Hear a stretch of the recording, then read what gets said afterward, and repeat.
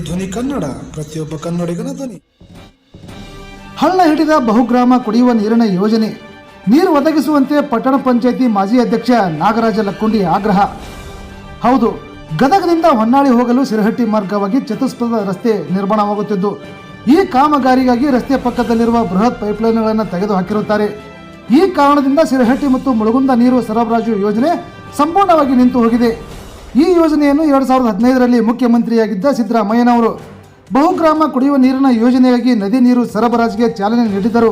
ಇತ್ತೀಚಿನ ದಿನಮಾನಗಳಲ್ಲಿ ಹೊಳೆ ಇಟಗಿಯಿಂದ ಸುಮಾರು 60 ಕಿಲೋಮೀಟರ್ನಲ್ಲಿ ಜಾಕ್ವೆಲ್ ಮೂಲಕ ನೀರು ಸರಬರಾಜು ಯೋಜನೆ ಸಂಪೂರ್ಣವಾಗಿ ಬಂದ್ ಆಗಿದೆ.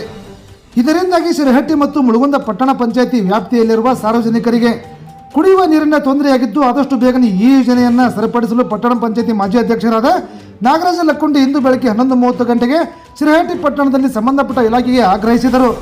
ಬಹುಗ್ರಾಮ ಕುಡಿಯುವ ಯೋಜನೆಯನ್ನು 2015ರಂದು ಮಾನ್ಯ ಮುಖ್ಯಮಂತ್ರಿಗಳಾದಂಥ ಸಿದ್ದರಾಮಯ್ಯನವರು 35 ಕೋಟಿ ರೂಪಾಯಿ ಈ ಯೋಜನೆಯನ್ನು ಬಹುಗ್ರಾಮಗಳಾದಂಥ ಬನ್ನಿಕೊಪ್ಪ, ಬೆಳ್ಳೆಟ್ಟಿ ಬರ್ತಕ್ಕಂಥ ಚಬ್ಬಿ, ದೇವಾಳ, ಸಿರಹಟ್ಟಿ ಮತ್ತು ಪಟ್ಟಣವಾದಂಥ ನಮ್ಮ ಮುಳಗುಂದ ಪಟ್ಟಣಕ್ಕೆ ಬಹುಗ್ರಾಮ ಯೋಜನೆಯಲ್ಲಿ ಈ ಯೋಜನೆ ತುಂಗಭದ್ರಾ 24 ಮತ್ತು 8-7 ಯೋಜನೆಯನ್ನು ತಂದಿದ್ದರು. ಆದರೆ ಇವತ್ತು ಇದು ಹೈವೇ ಮಾಡ್ತಕ್ಕಂಥ ಒಂದು ಯೋಜನೆ ಆದಾಗ ಎಲ್ಲ ಪೈಪ್ಗಳನ್ನು ಕಿತ್ತು ಇವತ್ತು ನಮ್ಮ ಸಿರಹಟ್ಟಿ ಮತ್ತು ಮುಳಗುಂದಕ್ಕೆ ನೀರಿರಲಾರ್ದಂಥ ಒಂದು ವ್ಯವಸ್ಥೆ ಇವತ್ತು 8 ದಿನಕ್ಕೆ 9 ದಿನಕ್ಕೆ 10 ದಿವಸಕ್ಕೆ ನೀರು ಬಿಡ್ತಕ್ಕಂಥ ಒಂದು ವ್ಯವಸ್ಥೆ ಆಗಿದೆ.